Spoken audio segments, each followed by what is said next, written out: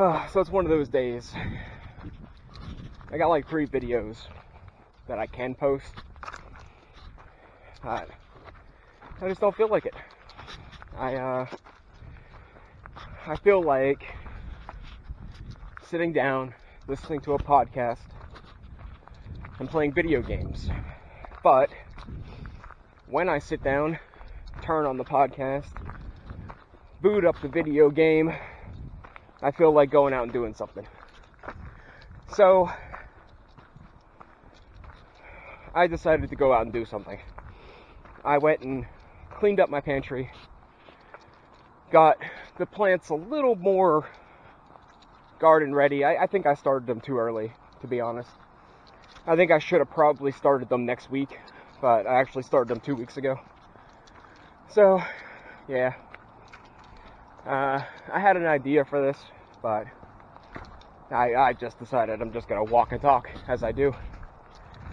I'm on the public trail, closest to my house. I don't really like this one, but like I said, I don't want to get too invested in anything. Once I'm out, it's a lot easier for me to stay out than it is for when I sit down to want to keep sitting down. I know that's weird, but once I'm down, and I'm playing video games and stuff, and I get that urge to move, it drives me insane. But when I'm up and moving, and I get that urge to sit down, it's not quite as bad, because I have, just other things distracting me. So I'm just gonna randomly babble about stuff. I got the house to myself. I'm not at the house. Doesn't really matter. Doesn't really matter either way. There isn't much to really do there besides maybe, pick something to clean, but I cleaned the pantry. That's good enough. I was gonna try to melt down that lead from the lead acid batteries, but it was taking way too long, so I decided to just think of a better way than using the stove. So yeah, I got rid of pretty much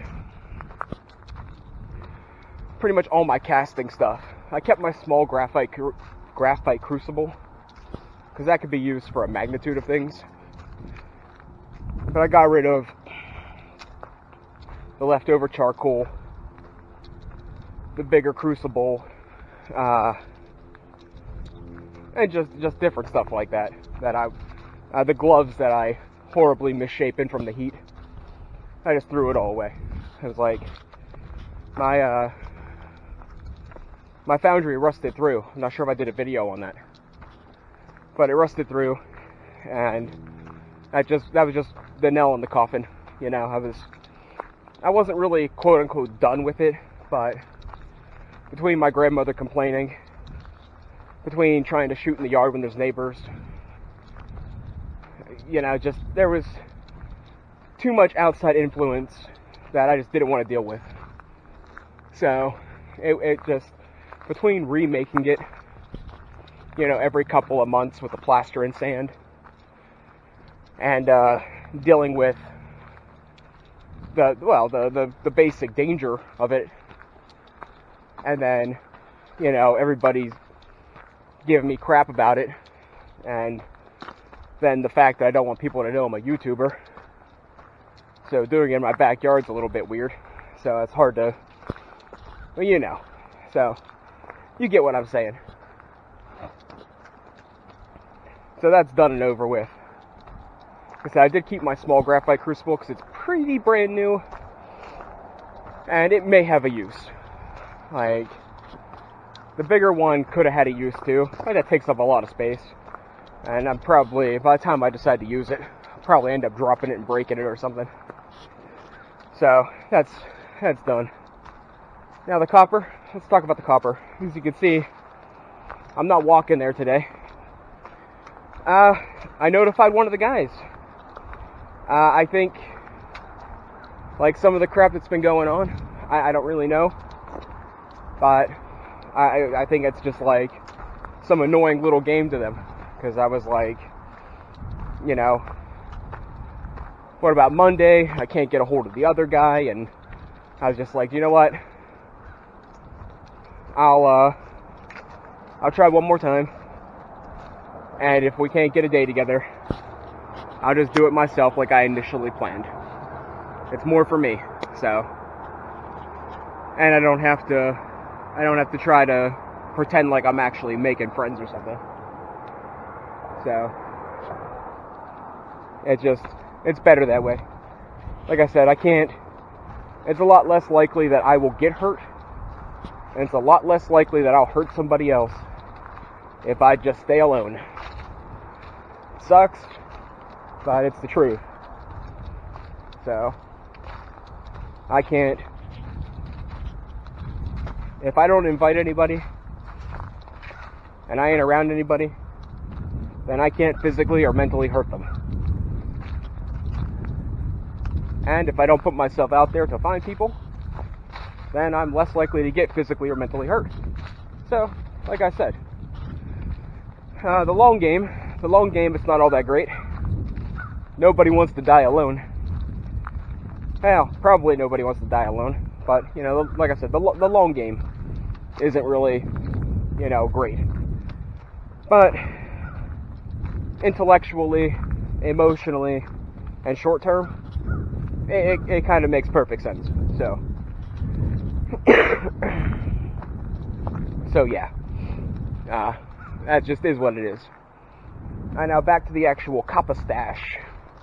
Now, the actual copper stash, you're probably thinking that, like, you know, this is a good amount of money I'm getting all at once. And you're right, to a degree. But anything that I can do to really change my life, or change the YouTube channel, is going to cost more than what I'm getting. Like, plus I got to restock on some of the stuff I need, like some clothes and stuff, so it's not like it's all just sitting in a bank account, you know? But I might be jumping the gun.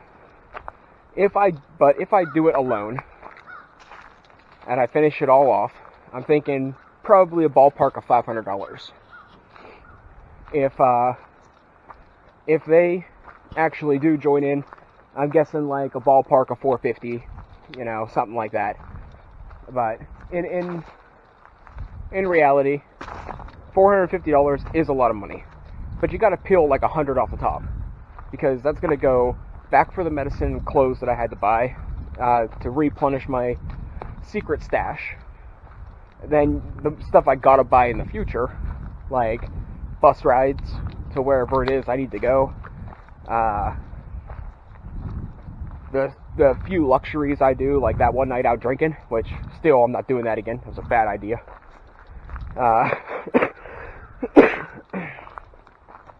Some clothes and stuff like that. So, you know, you got to peel $100 off the top, and that takes you down to $350. $350 isn't going to buy me a car. Isn't going to buy me a truck. It's not going to buy a new computer. It maybe a decent camera, but probably not a really good decent camera. So, like, there is no real true upgrades that I can get for that amount of money. And I'm not making it sound like I'm not appreciative. Like the work I'm doing and the money I'm making, I am very happy to have it, because it's going to make my summer less horrible. But it's not going to be enough to induce any real changes. Produce? I don't know. There won't be any. It's not enough to do any real changes. It's enough to keep me going. It's enough to resupply on things I need. And it's enough to, you know, have a little jingle to go out and do stuff. Maybe have a little bit of money to go a little bit further to look for more junk. But when you take into account distance, a round trip bus ride with the possibility of whatever they call them when you have to transfer from one bus, a transfer, yeah. When you go from one bus to another, it's a transfer. So, it's like $3 to $4. I think $4. It's $4 for a round trip bus ride and with a transfer, I think, give or take some money. If I plan to do that, I usually just get a day pass, and it's $4.50. But then I can go, if I'm already planning to go $4 worth of trips, I can take the bus other places too that day, and it's basically just, icing on the cake. So, we'll just say, for the sake of simplicity, $4.50 for any bus trip to go out. Now, 30 pounds of copper at the prices right now is $105.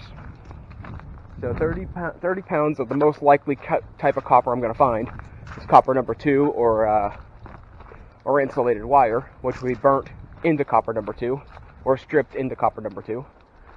So 30 pounds would be, if I manage to find in one day trip 30 pounds, spending $4.50 for the bus, that'd be $100, well, $100.50. And then the further I go out, there's more likely I'm going to have to stop for food. I mean, unless I pack something, but, I still might stop for food. Drinks, stuff like that. Then, okay, now, you know what? I'm trying to explain this.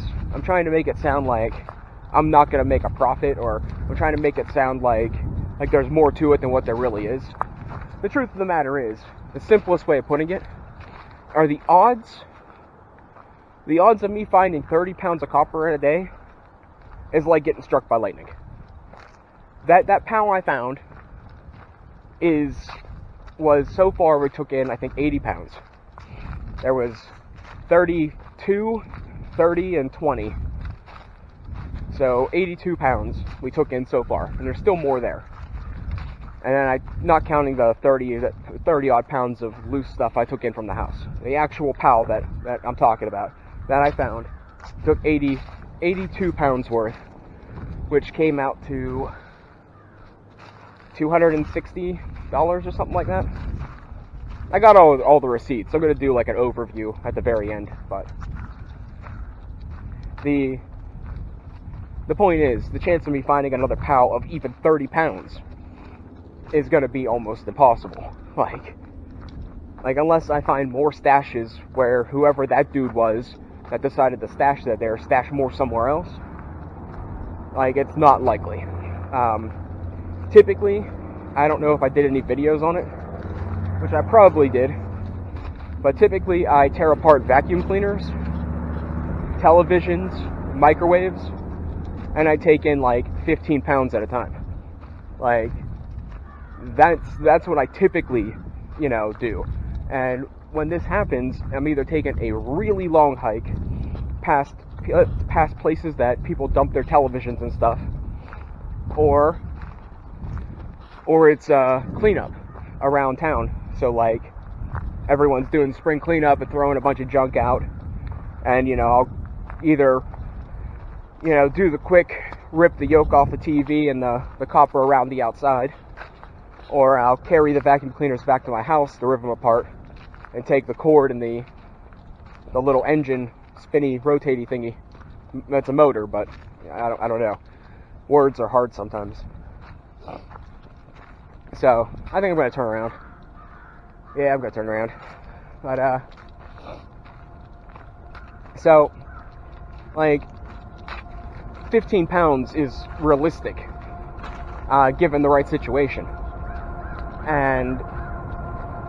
But it's not likely that the price is going to stay this high either. Right now, it's $3.50 a pound. Last year, when I was taking in some scrap, I think it was $1.80. So that's a drastic difference.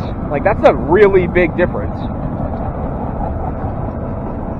And it's not going to stay like that for long. I guarantee within the next 2 or 3 months, it's going to drop drastically. The reason it's so high right now is that people were holding it over winter till summer when the prices go up, and then the people that are actually using it like construction workers that are buying copper pipe at the hardware store, are now in a higher demand. So they raise the prices to get the people that are sitting on a bunch of copper in their garage to take it all in. And that's kind of how it works, as far as I know, as far as my understanding. That's how it works. So the contractors, construction workers, plumbers, they're all going out to buy copper pipe. The stores are going through more copper pipe. They're ordering more copper pipe. Thus, they're raising the prices so the people that have the copper are going to take it in when it's high. I say probably before the end of May, it'll be back down to $2.50 or lower, is my expectations, but it might hold at $3 for a while, but it's not going to stay at $3.50 for long. This is like pretty high for a pretty long time now.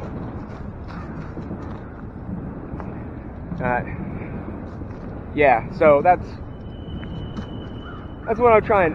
I guess the moral of the story here is, yeah, I'm getting money. Yeah, this summer's gonna be okay, but it's really not changing anything. It's not enough.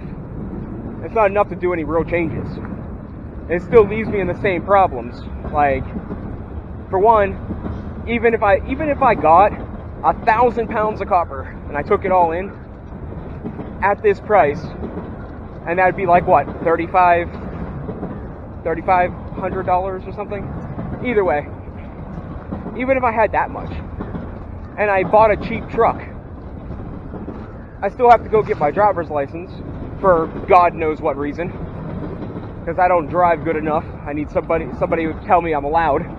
I gotta pay somebody to tell me I'm allowed to drive a car. That's awesome. That's so awesome. Gotta spend money to have somebody say you're allowed to drive a car. And I love this.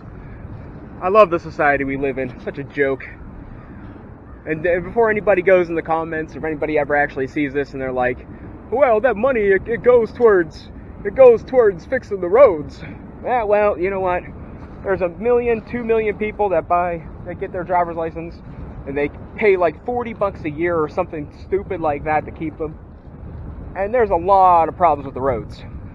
So you might want to start checking on your workers and start checking on where the money's actually going, because you're full of crap. Yeah, it's exploitation. You're taking away something that should be a right and putting a rule on it, so then somebody has to pay some loser that doesn't deserve it a bunch of money just to have their own right. And now before you comment and say driving's not a right, it's a privilege. Yes and no.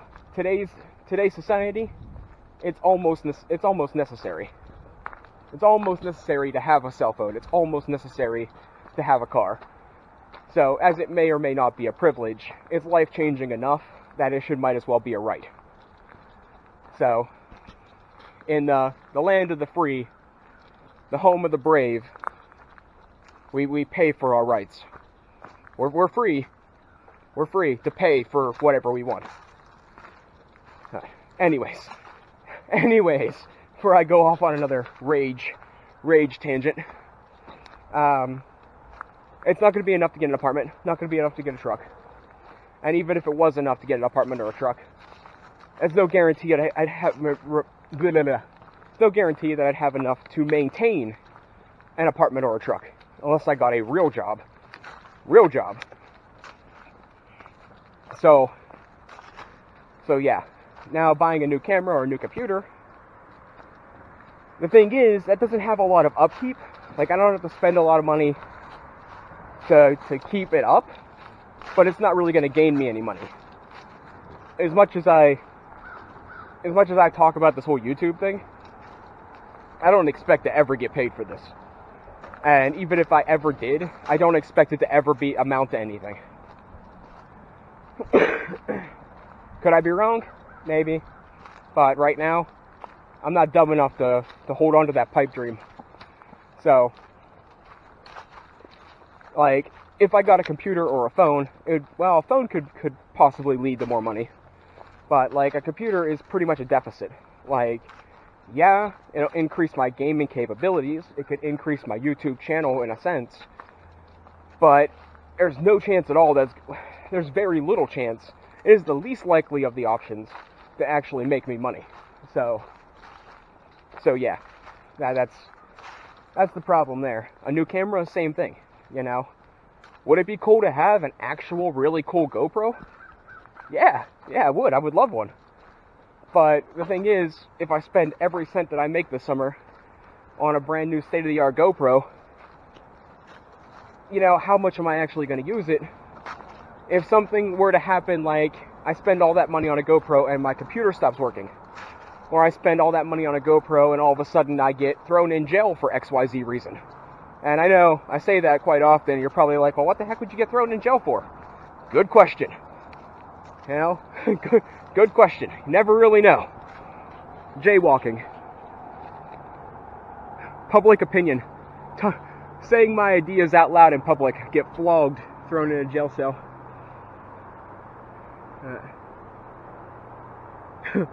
Public urination.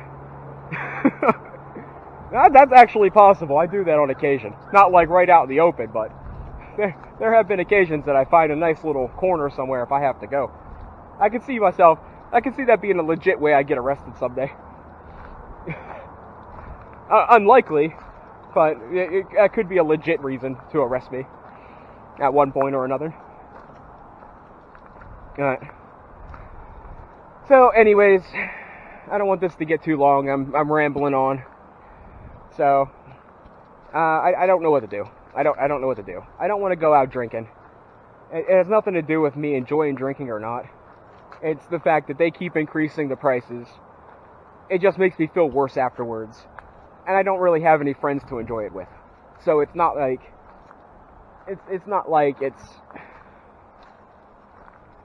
I like to drink. But I think I'm going to go back to drinking when I'm in the woods.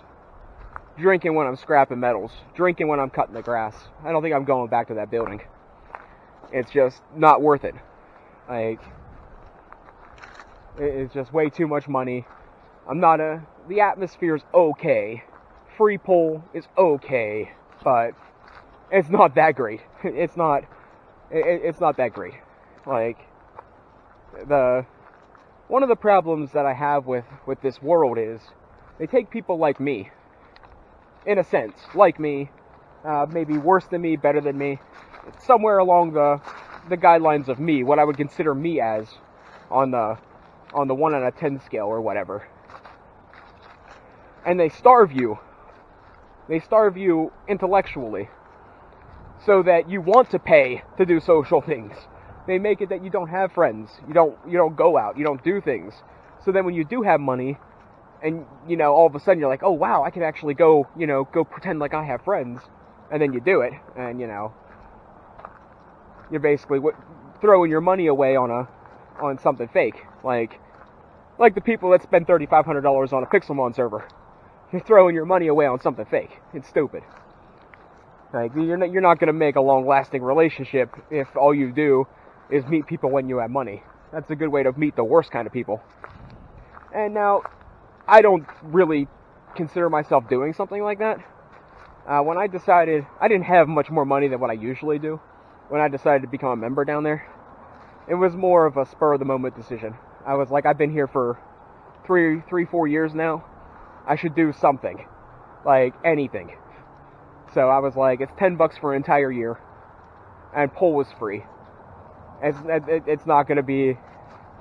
At the moment, it seemed like a reasonable idea. So, I went for it. And I'm still not exactly upset with the idea, other than that one negative encounter, and the fact that the beer is so pricey. Like, besides those two things, I'm pretty happy with the decision I made. So, by the way, last week when I shot the last video on Saturday when I was walking in the woods and I was drinking, I did end up smoking that night. That was kind of sad, but it's been a whole week since I smoked, so it was a week, and then I smoked because I was drinking, and now it's been another week that I haven't smoked. Like, if I make it through tonight, that's 7 days without a cigarette. So So that's great. My biggest thing is I don't want to get fatter. I don't want to get more fat. And when you quit smoking, it could slow down your metabolism. And besides the adjustments to my life to make me lazier, and me getting older, I don't want to add more variables. You know, I don't want to increase the chance of my metabolism, you know, dwindling.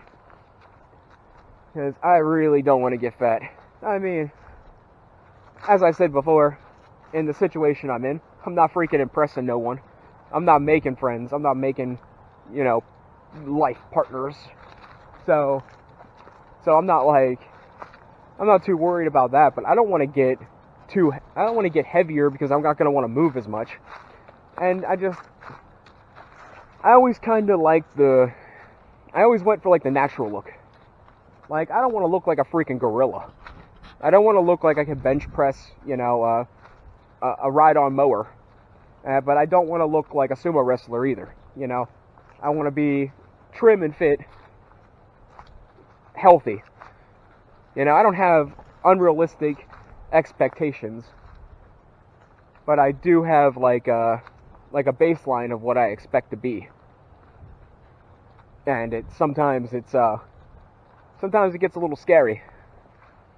Because besides eating substantially more junk food, getting older, doing less, like, there's no wonder I'm gaining weight. Like, 190 pounds, that's not bad. 190 pounds is about where I was when I was the heaviest before. But I've been down to 140. That wasn't a good idea. I was, like, super thin. I was closer to 150, but, you know, it could have been 140. I had a 4-pack, and I was, like, eating nothing but protein. I was one of those bro dudes walking down the street like, yo, did you get your cardio today? Yeah, nice, you know, buns and thighs. Now, I wasn't that serious about it. I did know a guy that was pretty serious about it. And he did a lot of arm day. He skipped leg day a lot. He was like the opposite of me. Like, his biceps were as round as my head. But I could probably, like... You ever see those girls that for some reason think it's some sort of a turn on? That they can crush a watermelon with their thighs? Well, I could, like, crush a watermelon with my calf. And he had, like, pencil sticks for legs. So it was kind of amusing, really, because, like, if you cut us in half and switched our bodies around, it would have made more sense. Like, I wasn't, like, string bean, like, up top, but I was